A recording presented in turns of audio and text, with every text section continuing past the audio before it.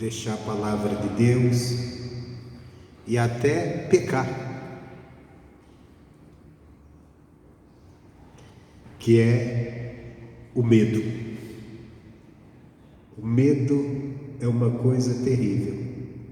O medo pode nos levar a fazer loucura, a tomar atitudes contrárias à palavra de Deus, contrárias à palavra de Deus. Às vezes o medo de uma situação, o medo de desagradar alguém, o medo às vezes até de pessoas, que aquela pessoa que às vezes tem um poder possa nos causar. Então o medo pode nos levar a fazer coisas, e o pior, que pode nos levar a fazer coisas que nós nem vamos perceber que pecamos, a não ser quando a palavra nos mostra que nós pecamos. Deus, lá em Isaías 51, Deus adverte o povo de Israel, e com certeza Deus fez essa advertência porque estava com medo de alguém, talvez alguma nação que vieram contra eles, e eles ficaram com medo, e eles começam a tomar decisões que não devem, e Deus alerta para eles não ter medo, não ter medo. Isaías 51, pode abrir.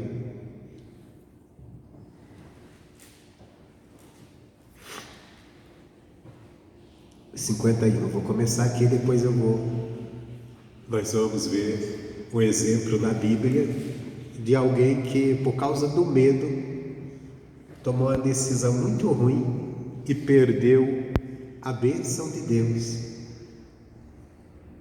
Perdeu a bênção de Deus, e a bênção era grande na vida desse camarada, era uma bênção que ia levar ele para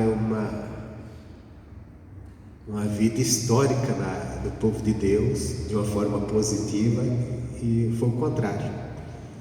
Daí por diante ele só foi definhando, porque o próprio Deus o rejeitou. E alguém começou até bem, quando a gente olha o início dele é muito bem. A gente tem que tomar muito cuidado, porque às vezes nosso começo é tão bem com Deus, mas se a gente não der uma continuada, por isso que Davi lá no Salmo 51, que é a oração que ele fez depois de ele ter cometido um pecado e grande, mas ele viu a necessidade de servir a Deus continuamente, e ele faz um pedido que Deus não retire dele a sua presença. E outro pedido, ele diz assim: Deus, o Senhor me dá um espírito que busque a tua presença, seja voluntário. Tem uma tradução na linguagem de hoje que diz assim, que tenha prazer em buscar a tua presença. Porque a pior coisa, ou melhor, o ser humano, ele é movido pelo prazer. Você é movido, você é motivado pelo prazer. Aquilo que você tem prazer, você faz. Você quer ver um exemplo? Esses dias tem estado bem frio, não é verdade? É ou não? Dá uma preguiça de sair da cama, não é verdade? Fica numa briga com o cobertor fica pesado, não quer sair de cima de você não quer sair debaixo dele. Aquela briga, não é verdade? E por prazer, as pessoas abandonam o cobertor. Chega final de semana, você vê pessoas de madrugadas. Eu moro nessa avenida, eu vejo pessoas passando aqui de madrugada. Pessoas que estão enfrentando esse frio sem obrigação nenhuma. Deixa sua casa, seu cobertorzinho quente, mas está no meio da noite, enfrentando o frio, tomando cerveja gelada, bebida gelada, por prazer. Por prazer.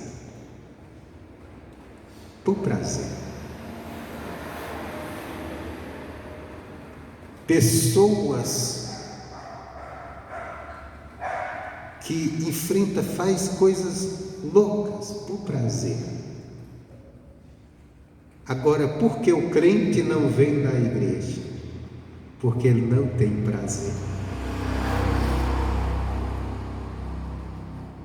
A gente sempre diz assim: hoje está muito frio, o frio vai fazer pessoas não virem na igreja. Não, a falta de prazer. O crente diz: eu estou velho, não vou na igreja. Não, falta de prazer. Porque o pecador enfrenta a madrugada, ainda pega uma cerveja estupidamente gelada e toma 1, 2, 3, por prazer. O prazer, ele motiva o ser humano. Por isso que Davi orou e disse: Deus, me dá um espírito que tenha prazer em te buscar. Se a gente não tiver prazer, a gente não ora, a gente não lê a Bíblia, a gente não congrega. Mas se a gente tiver prazer, não precisa pastor ficar fazendo campanha para despertar a vontade, não precisa pastor ficar falando, blá blá blá, não precisa ninguém. E é o que nós precisamos, ter prazer. Por que você não vem na igreja? Você não, né? Você está aqui. Mas por que muitos não vêm? E alguns até dizem: hoje não dá, né? Hoje tem falta de prazer. Então tem que ter esse prazer, buscar isso. Mas eu quero falar, hoje não é de prazer, eu quero falar de medo. Sempre que eu falei de prazer, eu quero falar de medo. O medo é terrível. O medo pode nos motivar a pecar, pode nos levar ao pecado, por causa do medo. E às vezes cometer pecados que a gente acha, a gente até se justifica e nem percebe, a não ser na hora que a palavra se abre e nos mostra: olha, você errou aqui. Mas se a pessoa estiver buscando a palavra também, aí ele nem vai perceber. Tem pessoa, por isso que a Bíblia diz que há uma geração que é pura aos seus próprios olhos, mas que nunca se limpou da sua sujeira. Sabe o que é essa geração? Não é aquela geração que vive fazendo um monte de coisa errada. É a geração dos certinhos, até que estão na igreja mesmo, ou daqueles que não vêm à igreja, mas que diz assim: não, eu sou uma pessoa certinha, eu faço as coisas certinho, eu sou uma pessoa boa. E ela nunca olha para a palavra. Então, não olhando para a palavra, você não enxerga algumas coisas que te, vamos dizer assim, que suja, te mancha perante Deus, mas você não percebe, porque a sociedade mantém como certo, tem aquilo como certo dentro de nós mesmos. Isaías 51, eu vou começar por aqui, versículo 12. Deus falou o seguinte para o povo de Israel, 51, 12: eu sou aquele que vos consola. Então, primeira coisa, vamos dar uma paradinha aqui, nesse ponto e vírgula. Eu sou o Deus que te consola. Está desesperado com alguma coisa? Algo está tirando a tua paz? Se aproxima de Deus, chega perto de Deus em oração, busque a Deus, Ele é o Deus que te consola. Corra para a palavra dEle, para aquilo que diz a palavra, veja as promessas dEle para você, entre em oração, mas em oração mesmo, não é em reza não, é oração. Qual é a diferença de uma reza com oração? A reza, o cara diz: meu Deus, me ajuda, amém. Oração é colocar os pés, buscar, dobrar os joelhos, buscar a Deus, falar com Deus até você sentir aquela presença santa de Deus te acolhendo, até começar no teu coração, começar a sair a preocupação e começar a despertar, vindo à tua memória as palavras de Deus, palavras que você até já ouviu, mas que você às vezes esqueceu, porque as dificuldades, os problemas, as lutas, elas às vezes nos faz esquecer aquilo que de bom nós aprendemos de Deus. Na hora que você começa, você pega o exemplo dos discípulos, quando eles viram Jesus morrer na cruz do Calvário, depois ser sepultado, Eles esqueceram que Jesus tinha falado para eles que ao terceiro dia ressuscitaria. Porque Jesus tinha dito: olha, eu vou padecer e eu vou sofrer. E se você ler a Bíblia, os Evangelhos, você deve ler, você vai ver Jesus muitas das vezes falando isso para os discípulos: o Filho do Homem vai ser entregue, vai padecer, mas ao terceiro dia ressuscitará. Jesus fala isso direto. Você sabe, quando Jesus morreu, era para os discípulos estar alegres, não alegres com o sofrimento de Jesus, mas alegres esperando Jesus. Daqui a 3 dias ele volta, daqui a 3 dias ele vence. Esse povo aí fizeram uma bagunça danada, se alegraram, mas eles vão se decepcionar, porque daqui a 3 dias ele vai estar de vivo de novo. E nós, era para estar todos lá. Imagina só, na hora da ressurreição de Jesus, na hora que ele voltou à vida, era para estar os 2 discípulos lá assim, em frente ao sepulcro, esperando, porque Jesus tinha dito. Se você vê na crucificação, tinha umas mulheres ali chorando, inclusive a mãe dele, tinha um discípulo que o amava, quer dizer, que tinha assim uma intimidade maior, uma amizade maior com Jesus, João. Tanto é que Jesus chega para João e fala assim: ó, recebe aí a minha mãe, a Maria, cuida dela como se fosse tua mãe. Na hora da morte, mas na hora da ressurreição não tem nenhum. Sabe por quê? Não é porque ele não sabia que Jesus ia ressuscitar, porque Jesus tinha falado. É porque eles esqueceram. Eles esqueceram que Jesus tinha falado. E por que eles esqueceram? Porque com todos aqueles acontecimentos, eles ficaram tomados de tristeza.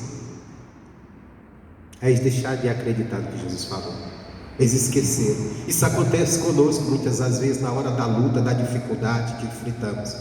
Nós esquecemos aquelas palavras de Deus que nos consolam, aquelas palavras de Deus que nos promete a vitória, aquelas palavras de Deus que nos garante que Deus está conosco. Nós esquecemos. Os discípulos esqueceram. Porque se os discípulos lembrassem o que Jesus falou, ele falou várias vezes. Você pode ler os 4 evangelhos, você vai ver sempre Jesus falando para eles: olha, o Filho do Homem vai ser entregue, vai padecer, mas ao terceiro dia ele vai ressuscitar, ele vai estar vivo. Então, com isso aqui, se os discípulos tivessem guardado isso, eles não teriam chegado perto do sofrimento, porque não valia a pena ver aquilo.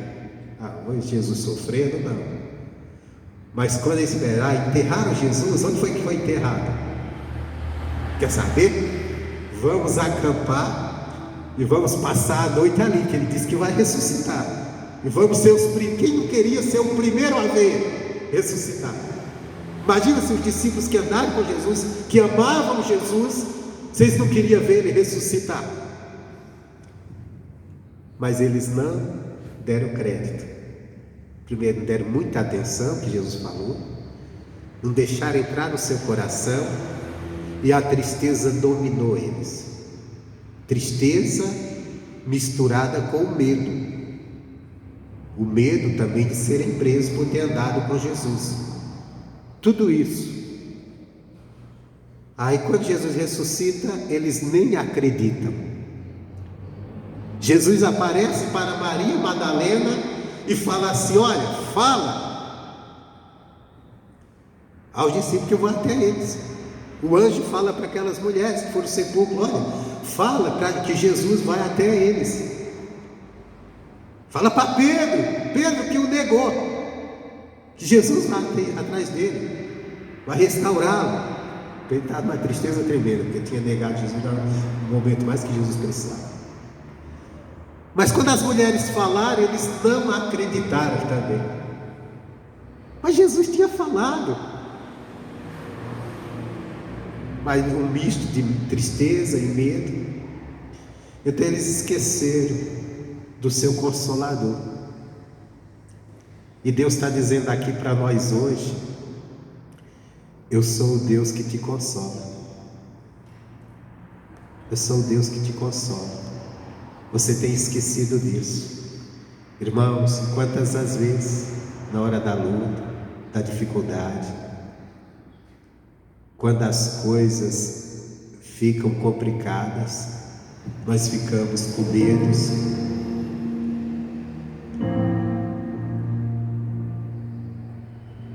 Deixamos o medo tomar conta do nosso coração.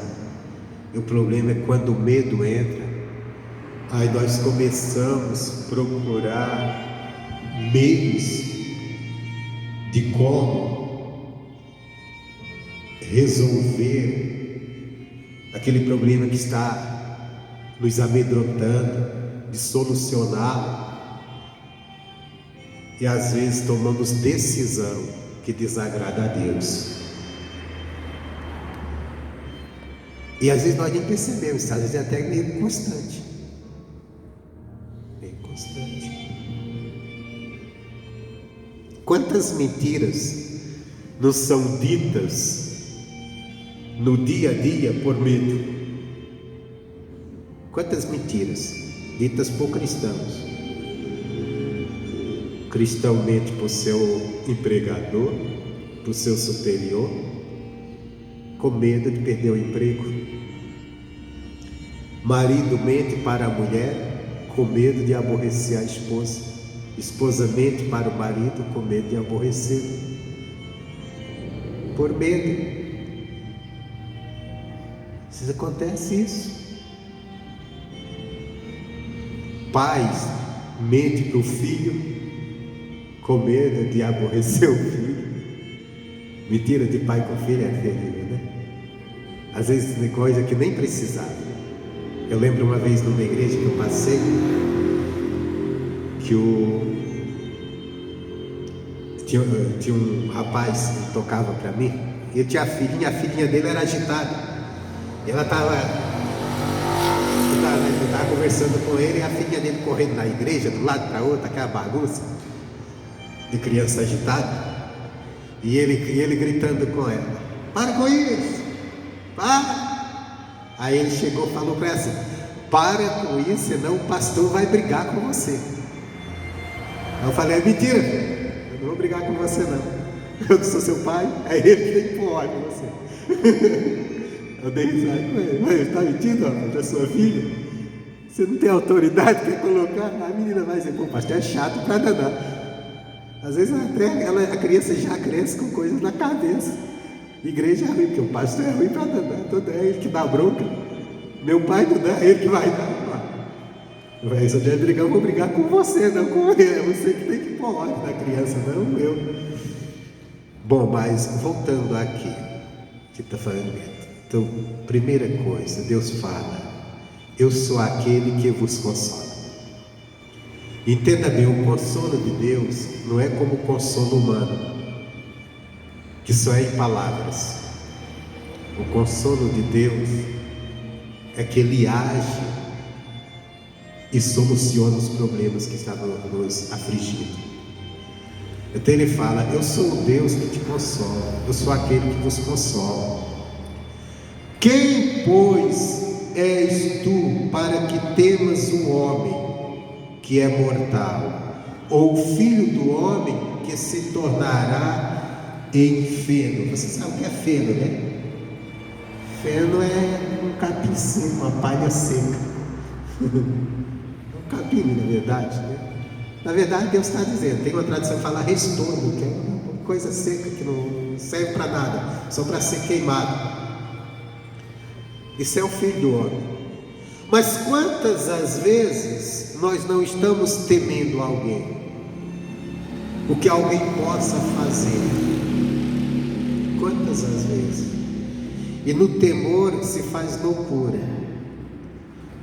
Você pode ver que tem pessoas, isso aqui eu vou até usar uma coisa que é bem conhecida, a política. A política. Nós vemos às vezes até grupos que são muito contrários ao evangelho, ao cristianismo. E às vezes o cristão, por causa de medo desses grupos, medo que eles tomem o poder, que eles exerçam poder e causem transtorno, aí ele entra na loucura e começa também jogando o jogo daquelas pessoas. Porque qual é o jogo daquelas pessoas? Defamação, mentira. Porque a política, você sabe que ela é feita com mentiras e difamação. É um difamando o outro para mostrar que ele é o bom. Não é verdade que eles fazem isso? Mentindo, às vezes mentindo sobre o outro. Tem umas coisas são verdade, outras são um bocado de mentira. Pega uma verdade, mistura com um monte de mentira para convencer as pessoas. E às vezes o cristão entra nisso, principalmente nesse tempo de rede social. Nós temos que tomar cuidado.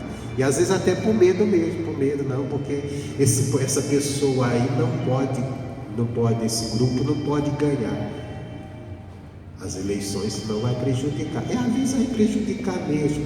Só que é Deus que nos consola. É Deus que nos dá o socorro. Tem que confiar em Deus. Lógico, na escolha, eu não vou escolher alguém que diz que vai perseguir a igreja.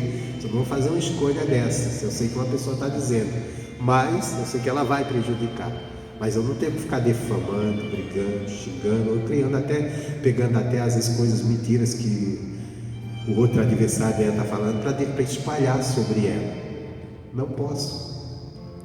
Não posso deixar que o medo de um grupo me faça agir como pecador.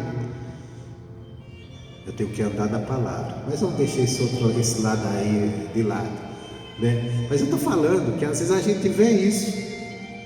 Muitas vezes a gente vê isso. Brigas aí, cristão envolvido em brigas, em comentários que não cabem a um cristão. Porque nós não temos que devolver afronta com afronta. Até o pastor Jaime pregou outro dia. Ele estava pregando sobre esse negócio de grupo. Está falando do amor, né? Que nós devemos amar as pessoas. Mas às vezes, por causa de escolha política, tem cristão que está odiando. Está odiando. Tá, esse grupo de pessoas aqui, porque não gosta da igreja, realmente. Tem grupo que não gosta da igreja, da pregação do evangelho, mas nós não podemos odiá-los. Nós não podemos usar a mesma arma que eles usam conosco, nós usarmos com eles. Porque uma coisa é certa, presta atenção, nós cristãos, nós temos inimigos. Nós temos inimigos. O mundo é inimigo do cristão, porque o mundo foi inimigo de Jesus. Mas nós não podemos ser inimigos deles. O que é isso? O inimigo, ele está sempre procurando destruir você, te atrapalhar. Mas você tem que ser o contrário.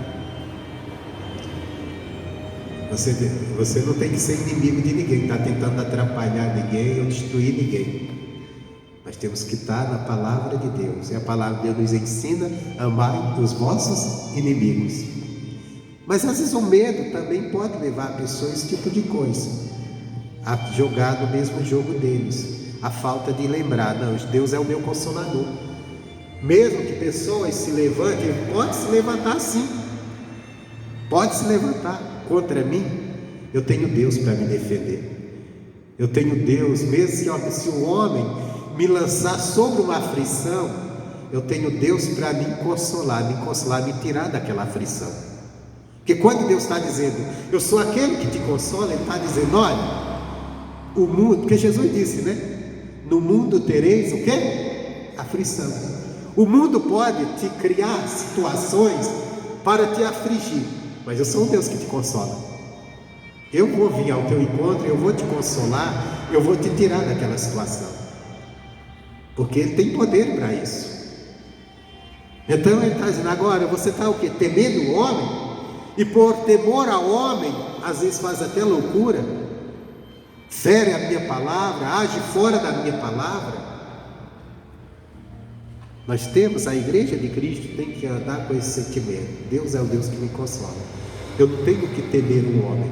Não é que o homem, principalmente se ele tem poder, ele não possa causar situações, vamos dizer assim, que dá até medo mesmo. Só que Deus disse, não teme. Não teme, porque eu sou aquele que te consola. Eu vou estar com você, eu vou cuidar de você. E o homem, para mim, o homem é um mortal. Ele é um mortal. Deus disse, olha, você está temendo isso? tendo eu com você, tendo eu do teu lado. E o versículo 13 ele diz assim, é continuidade: e te esqueces do Senhor que te criou. Todas as vezes que nós ficamos temendo as pessoas, é que nós estamos esquecendo do Deus que nos criou. Aí ele fala, quem é o Deus que nos criou? Que estendeu os céus, fundou a terra, e temes continuamente todo dia o furor do angustiador, quando se prepara para destruir. Pois onde está o furor do que te atribulava? Você fica temendo, e é verdade. Eu até citei aqui, peguei a política como exemplo, porque nós estamos vendo muito isso. Nós temos sendo cristão que está tão inflamado por causa, e é porque está com medo às vezes, com medo de uma perseguição, com medo de uma coisa, mas está tão inflamado que está tomando atitudes, falando coisas, que a gente diz assim, não, isso não convém falar para quem é de Deus.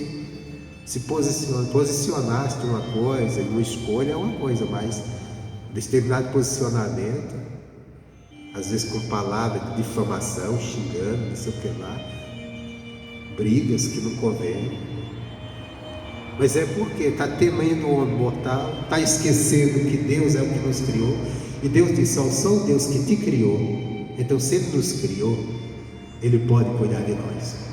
E Ele disse, esse Deus que criou também, Ele estendeu os céus, e Ele fundou a terra. Então foi Ele que fez tudo isso. Ele tem poder de pôr em ordem se estiver em desordem.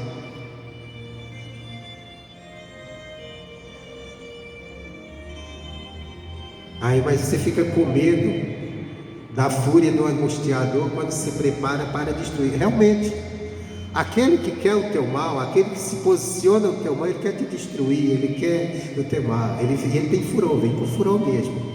Mas Deus disse, não tem isso não. Se apega a mim, confia em mim, porque eu sou o teu consolador. Se alguém querer te destruir, se alguém querer causar dano a ti, eu vou estar do teu lado, eu vou te ajudar, eu sou o teu consolador. Então, aqui nós vemos que Deus está alertando o seu povo a não temer, a não deixar que o medo domine, porque quando o medo domina, a pessoa toma decisões loucas.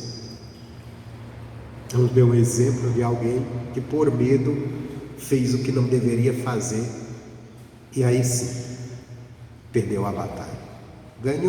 Aparentemente ganhou uma ali, mas perdeu a bênção de Deus, que é o mais importante. Primeiro livro de Samuel, capítulo 13.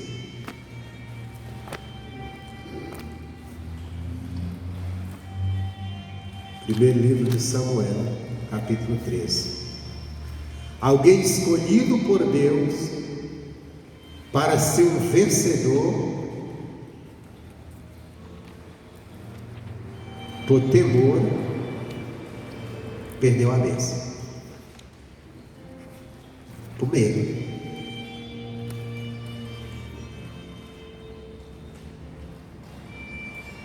Você foi um escolhido, uma escolhida por Deus para vencer, para ser vencedor, para reinar.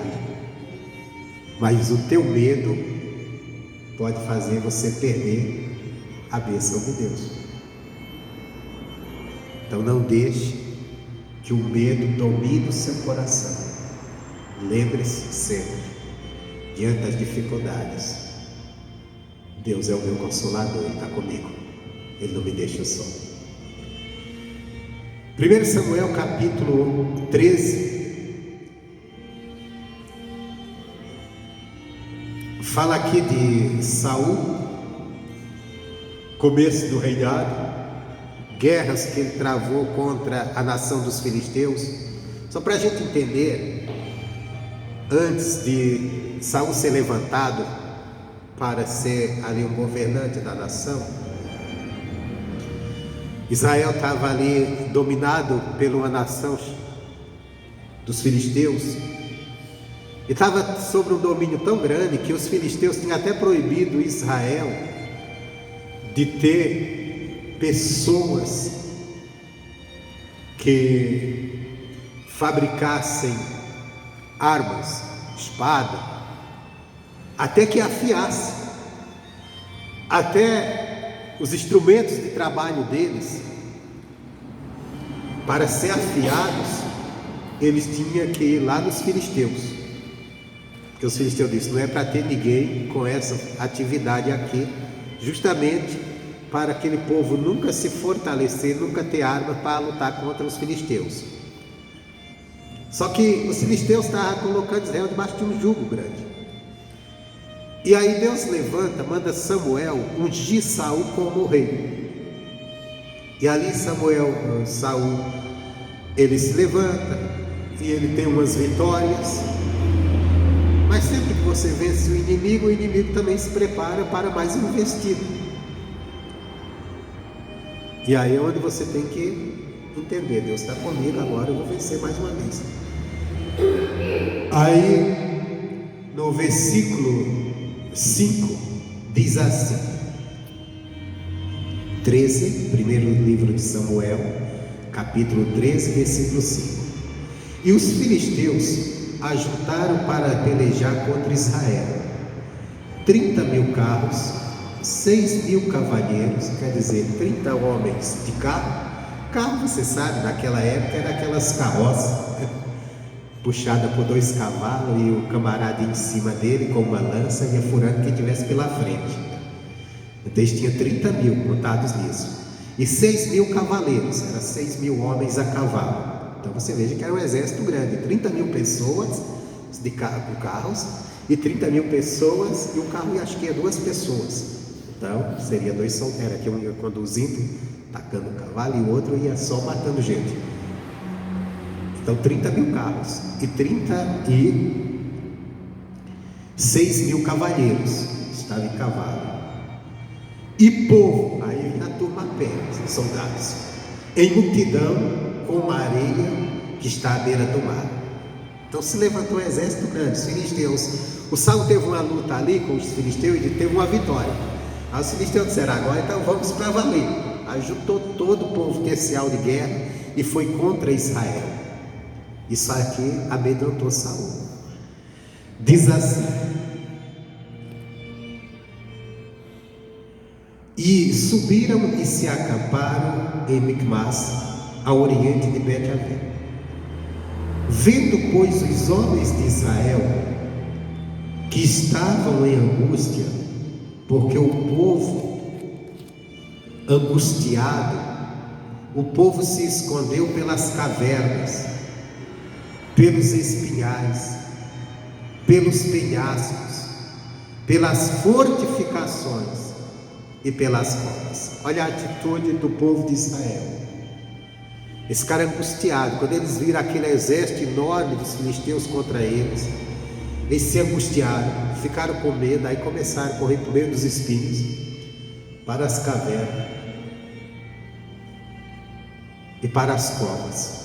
Quer dizer, os piores lugares, mas o que importa é se esconder no meio dos espinhos. Coisa terrível, né? O povo angustiado é terrível, irmãos. Eles começam a buscar refúgio onde não tem. A pior coisa é um povo angustiado. A pior coisa. Por isso que você vê que a gente sempre vê as escolhas sempre são as piores quando um país passa por uma crise, que o povo angustiado começa a procurar refúgio onde não tem. O refúgio está em Deus, a saída está em Deus, mas as pessoas começam a confiar em homens e nessa hora se levantar aproveitadores, querendo ser, dizendo: eu sou a salvação, eu sou a salvação. Se eu olhar isso na história de Israel, quando Salomão morreu, povo estava angustiado, porque o Salomão, no final do reinado dele, ele tinha deixado de caminhar firme com Deus, e ele oprimiu o povo. E se levantou um camarada lá e disse para o povo: olha, eu sou a solução, fique comigo, eu vou ser o rei de Israel. Ele ficou o filho de Salomão com uma tribo, e ele com o restante da tribo. E ele levou aquele povo à derrota, porque ele levou à idolatria, que foi um tal de Roboão. Aí Jeroboão, tem dois nomes bem parecidos aí. Depois nós vemos, quando Samuel estava também, já na velhice de Samuel, os filhos de Samuel não estavam sendo tão corretos, e ele seria o próximo que ia julgar o povo. O povo ficou angustiado com isso, ficou com medo. Aí o povo pediram um rei. Não era do agrado de Deus, Deus tinha a solução.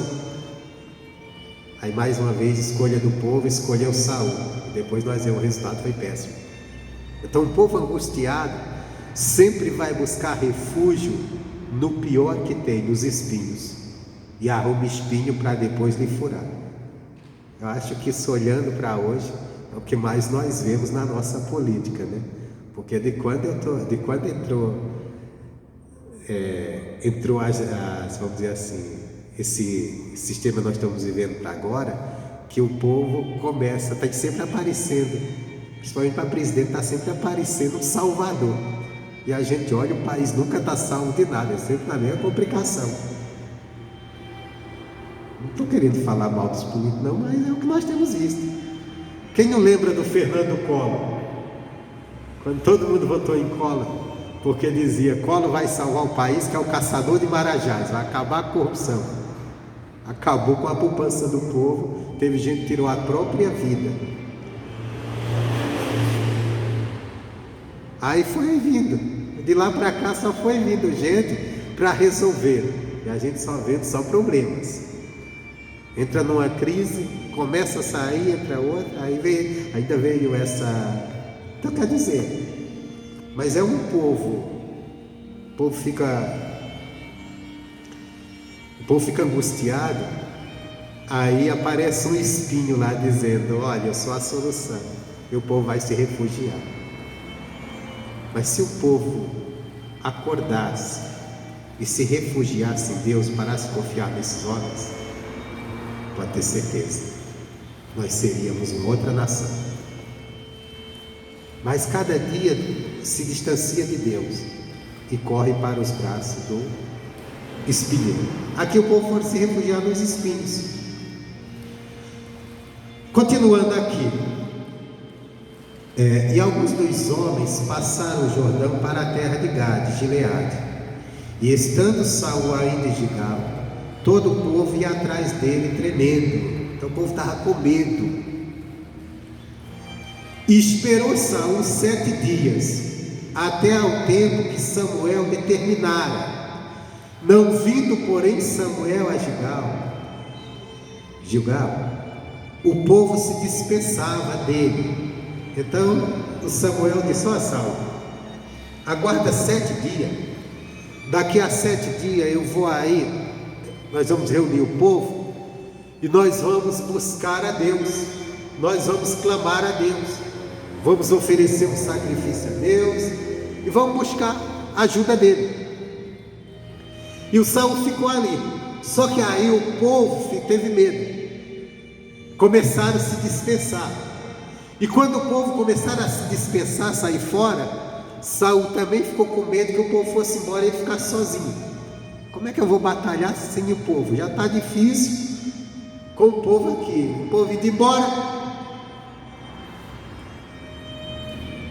Aí ele diz assim: então disse Saul: trazi-me aqui um holocausto e ofertas pacíficas. E ofereceu o holocausto. Tomou a decisão. E sucedeu que, acabando ele de oferecer o holocausto, eis que Samuel chegou, e Saul lhe saiu ao encontro para o saudar.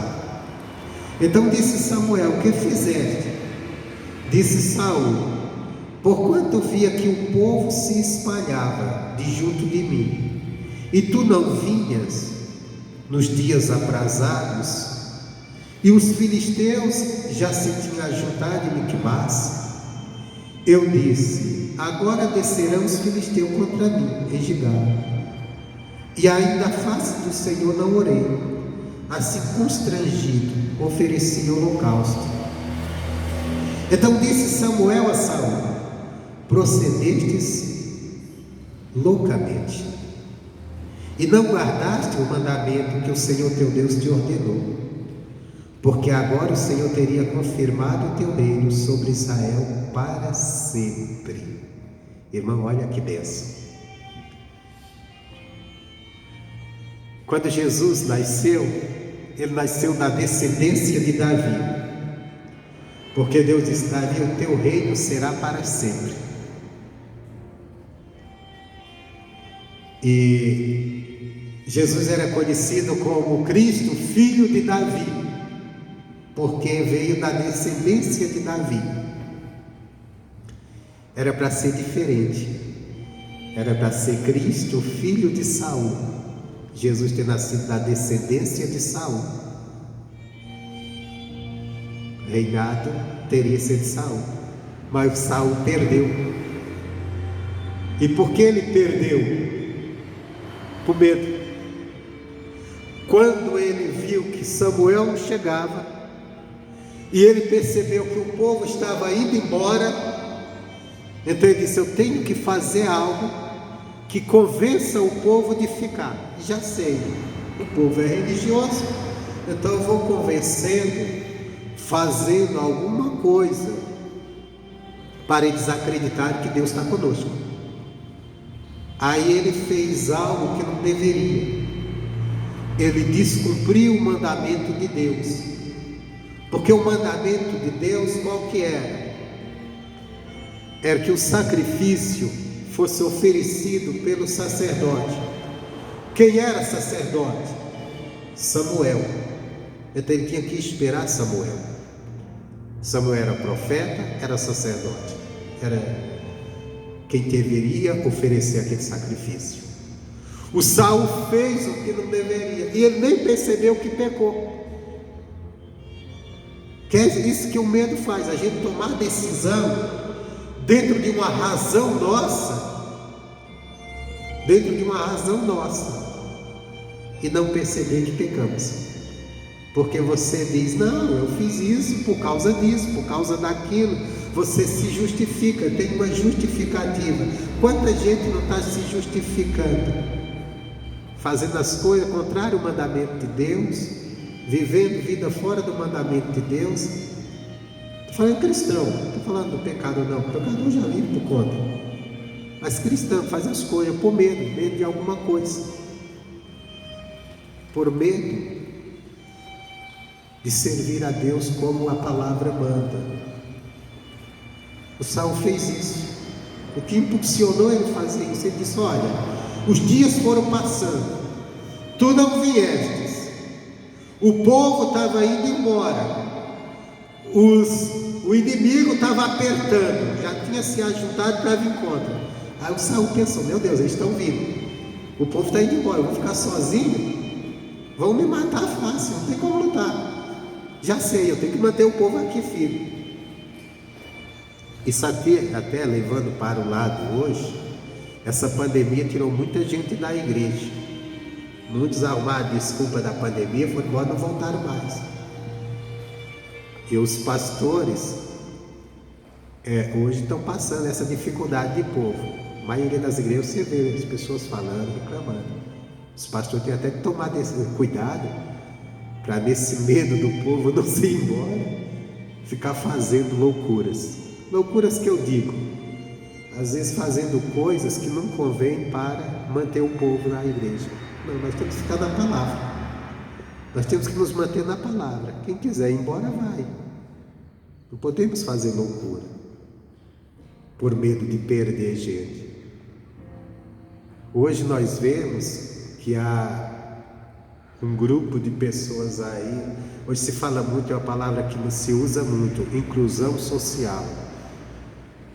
e fala de questões sociais, de grupos, e às vezes quer trazer isso também para dentro da igreja, inclusão social da igreja.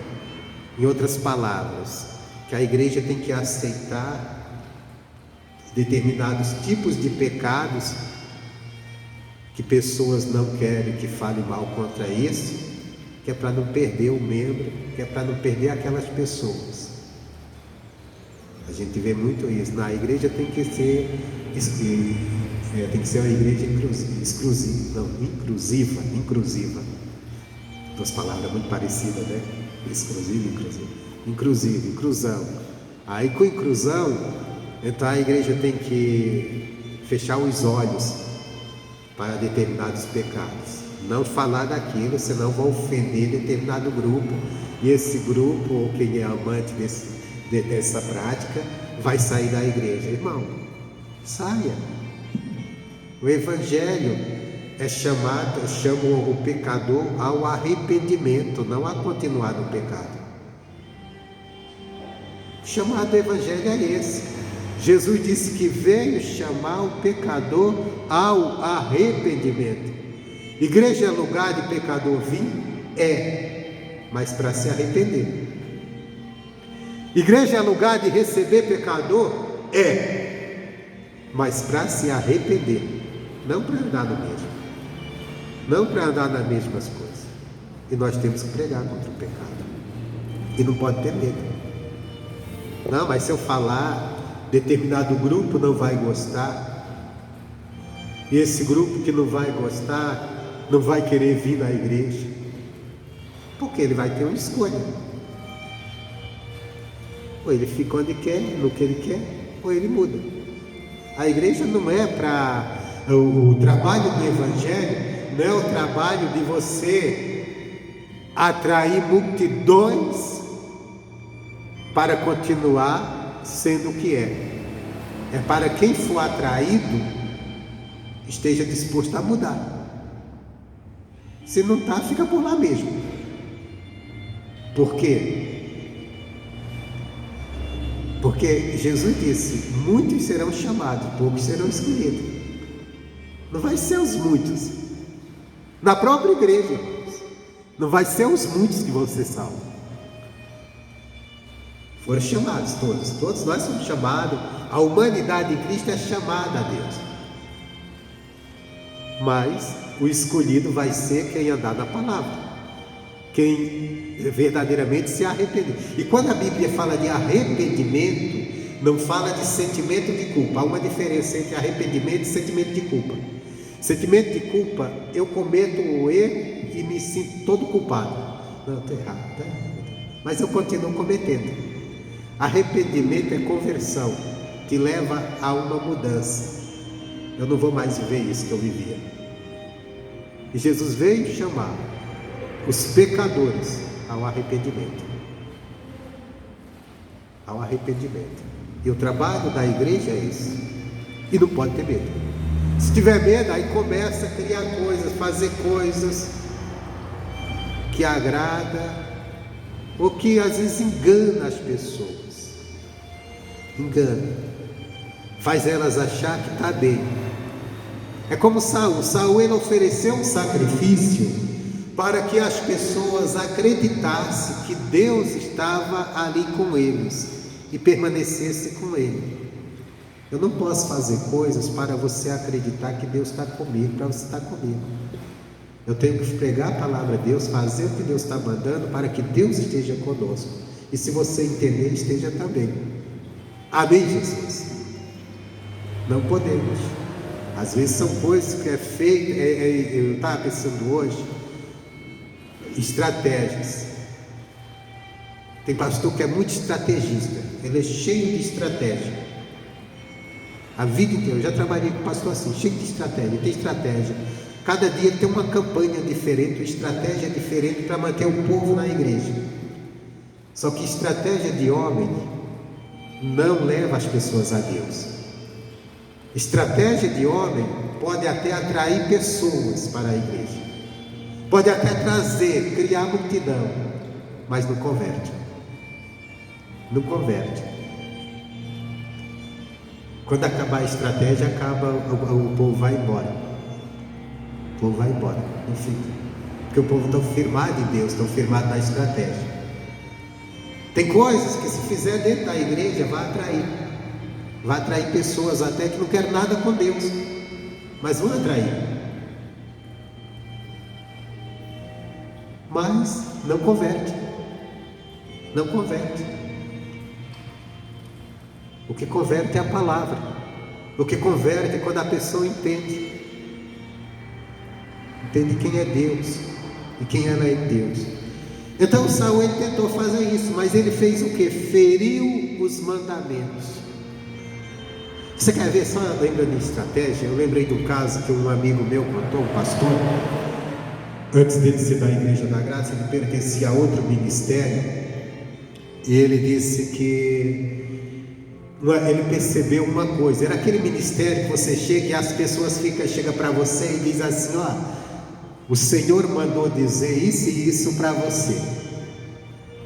O Senhor te mandou dizer isso e isso. Tem sempre alguém te revelando alguma coisa. E ele disse que percebeu, ele auxiliava o pastor, que estava havendo muita mentira. Pessoas que ouviam algo de alguém e depois ia lá no outro e dizia: ó, Deus mandou dizer isso e isso. E ele disse que levou aquilo ao pastor. Aí disse assim: pastor, é o seguinte, está acontecendo algo errado. Tem umas irmãs aí que é cheio de mentira, inventando esse negócio aí que Deus falou isso e isso para outra. E é mentira.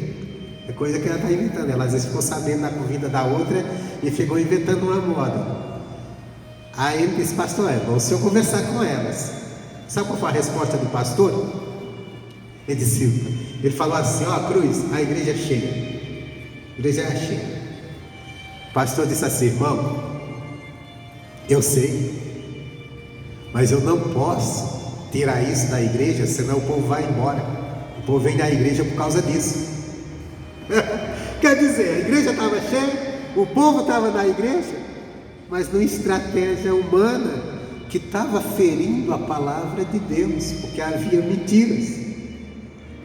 É sério, irmãos, é muito sério. Foi o que o Saul fez aqui. Ele criou uma estratégia, ele fez uma coisa. Isso aqui pode ser no que for, pode ser na hora de levantar, por exemplo, oferta.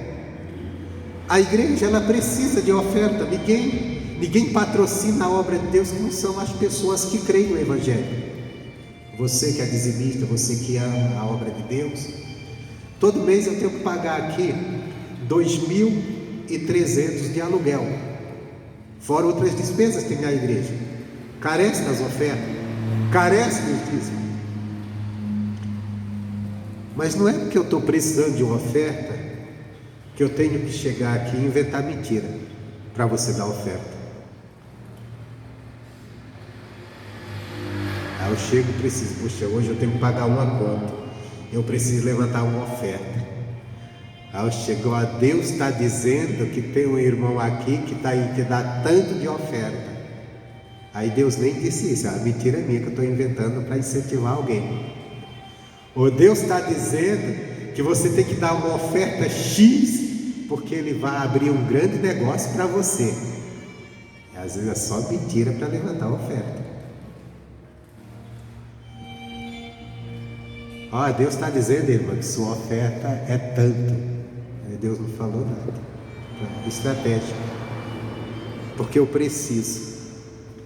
Aí, ó, será que Deus não é poderoso para mover o coração e com honestidade, pregando, levantar, ajudar?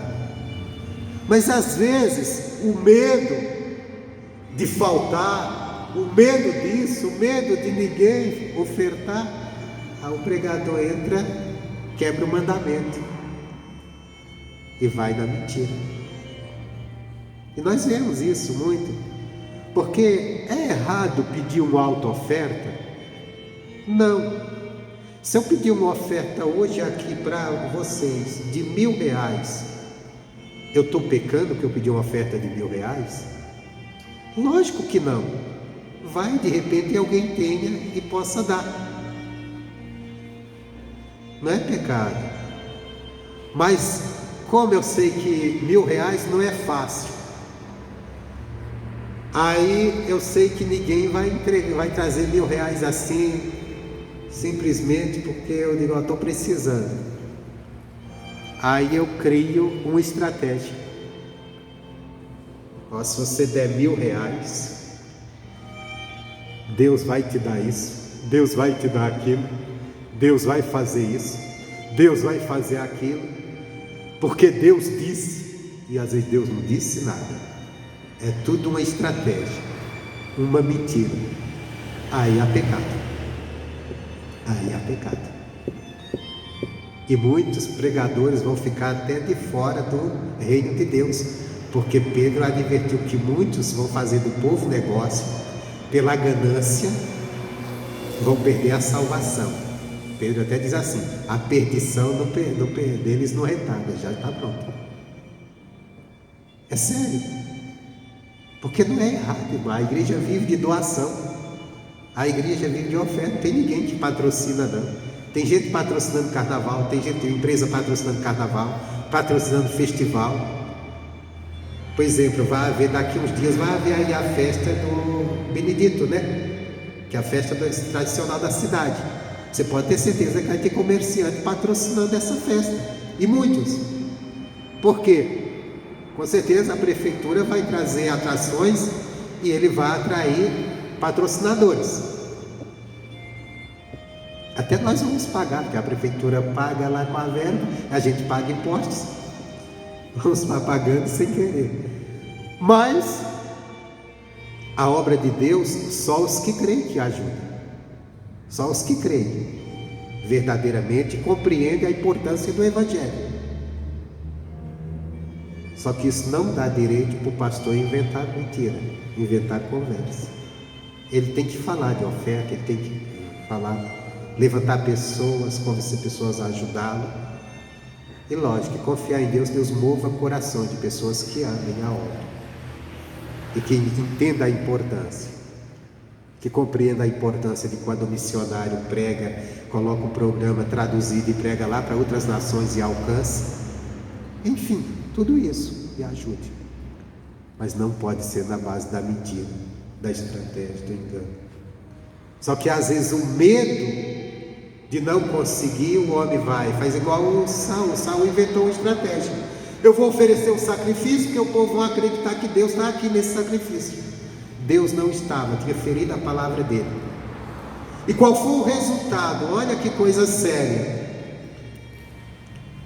O resultado disso, Samuel diz assim para ele: porém agora não subsistirá o teu reino, já tem buscado o Senhor para si um homem segundo o seu coração, e já lhe tem ordenado o Senhor que seja chefe sobre o seu povo, porquanto não guardastes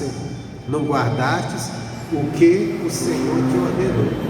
Deus já buscou outro para cuidar do seu povo. Saul perdeu ali o reinado. E ele disse: só Deus buscou outro que é segundo o coração de Deus. Quer que outro que confie nele.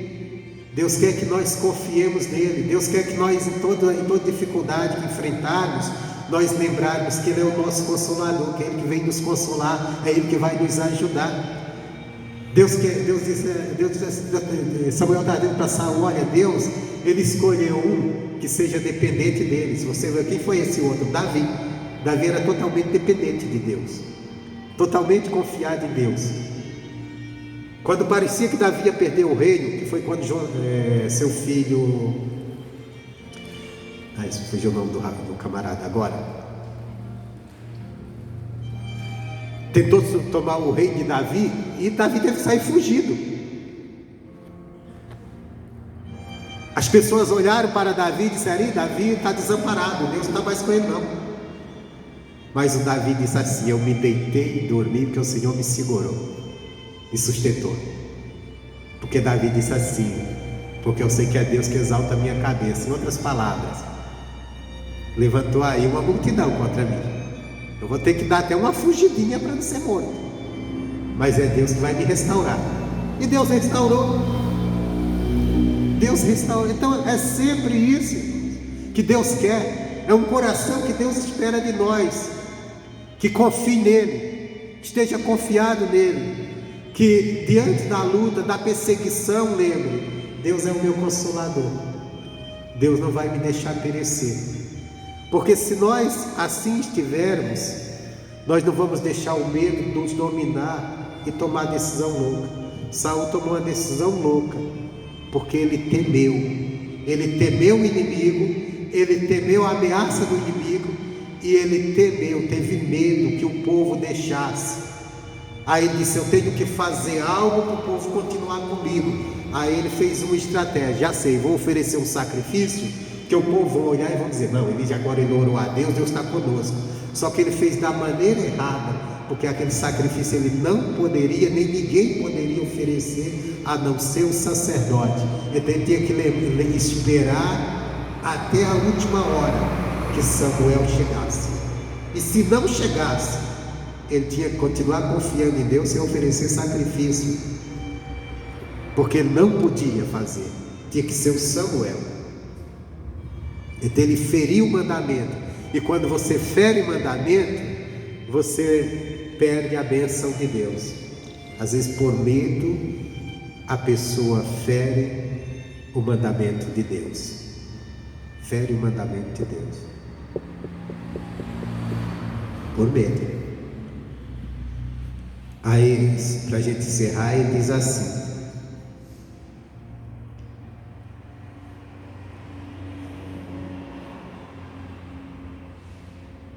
no versículo 14, porém agora não se vestirá o teu reino, já tem o Senhor buscado para si um homem segundo o seu coração, e já lhe tem ordenado, Senhor, que seja chefe sobre o seu povo, porquanto não guardaste o que o Senhor te ordenou. Então se levantou Samuel e subiu de Gilgal a Gibeá de Benjamim, e Saul contou o povo que se achava com ele, uns 600 homens. E Saul e Jonas seu filho e o povo que ficou com eles ficaram em Gibeá de Benjamim, porém os filisteus se acamparam em Miquimás.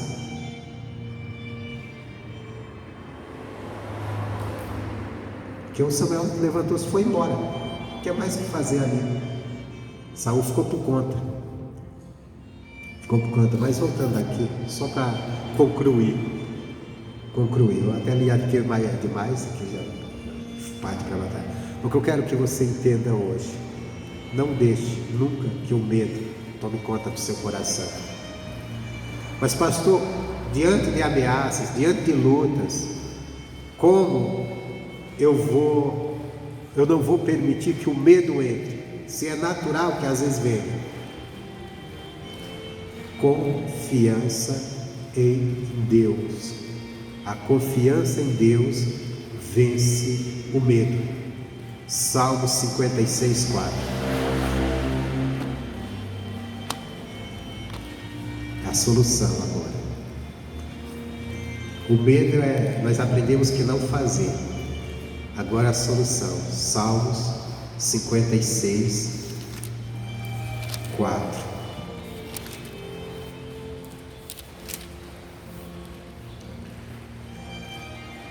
O salmista diz: em Deus louvarei a sua palavra, em Deus pus a minha confiança, e não temerei o que me possa fazer o homem. Primeira coisa, em Deus louvarei a sua palavra. Está firmado na palavra de Deus, está olhando para a palavra de Deus. Em Deus coloquei minha confiança. Coloque sua confiança em Deus. Quem coloca a confiança em Deus não teme o que o homem pode fazer ou qualquer situação possa fazer. Ainda falando de confiança, Provérbios 25. Vou encerrar isso aqui. Provérbios 25.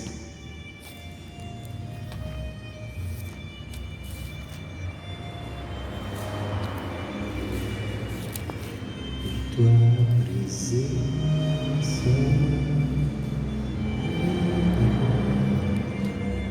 Provérbios capítulo 25,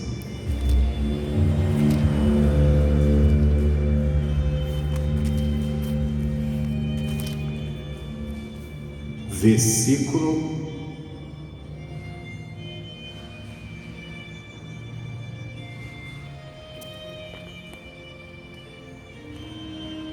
versículo 20.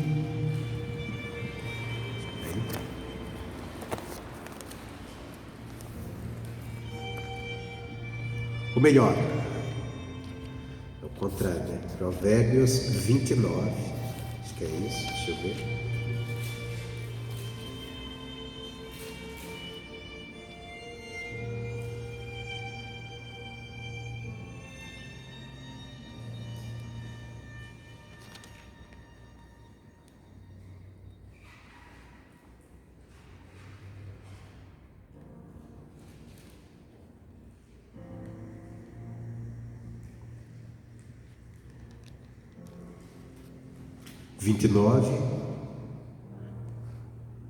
Aqui fala do temor, né? Diz assim, o temor, 29 e 25. O temor do Senhor armará laços, mas o que confia no Senhor será posto em alto retiro. O que confia no Senhor será posto em alto retiro. Está guardado, ele se guarda. Então o caminho nosso é a confiança em Deus. Você está confiado em Deus, está guardado, e você não vai tomar decisões loucas. Amém, Jesus? Até com outro versículo aqui, só que eu fiz aqui, acho que é uma marcação errada. Aí deixa, mas fica com isso que nós aprendemos hoje aqui. Não deixe o temor. Quem confia em Deus, como disse lá em Salmos, se confia em Deus, não temer homem. A tua confiança em Deus. E se você estiver confiando em Deus, você não vai fazer loucura. Saul fez loucura, perdeu o reinado. A gente podemos. E o pior, se você olha na atitude de Saul, quando Samuel repreende ele, é uma atitude de quem não fez nada de errado. Por quê? Porque ele estava se analisando com a sua razão humana. E com a razão humana, tem que fazer alguma coisa. Não é isso que às vezes a pessoa faz coisa errada, alguém diz, não, mas você fez, está errado. Assim, mas está acontecendo isso e isso, eu tinha que fazer alguma coisa. E é justamente essa alguma coisa que esfera o mandamento de Deus e fez a pessoa perder a promessa. Amém, Jesus? Qual era a promessa de Saul? Que o reinado dele seria para sempre. Onde era que um reinado seria para sempre, confirmado para sempre? Em Cristo Jesus. Jesus nasceu da descendência daquele rei. Então era para Jesus ter nascido na descendência de Saul. Jesus nasceu da descendência de Davi, porque Saul foi reprovado. Reprovado por quê? Porque teve medo e agiu errado. Amém, Jesus? Confiança em Deus. Essa é a palavra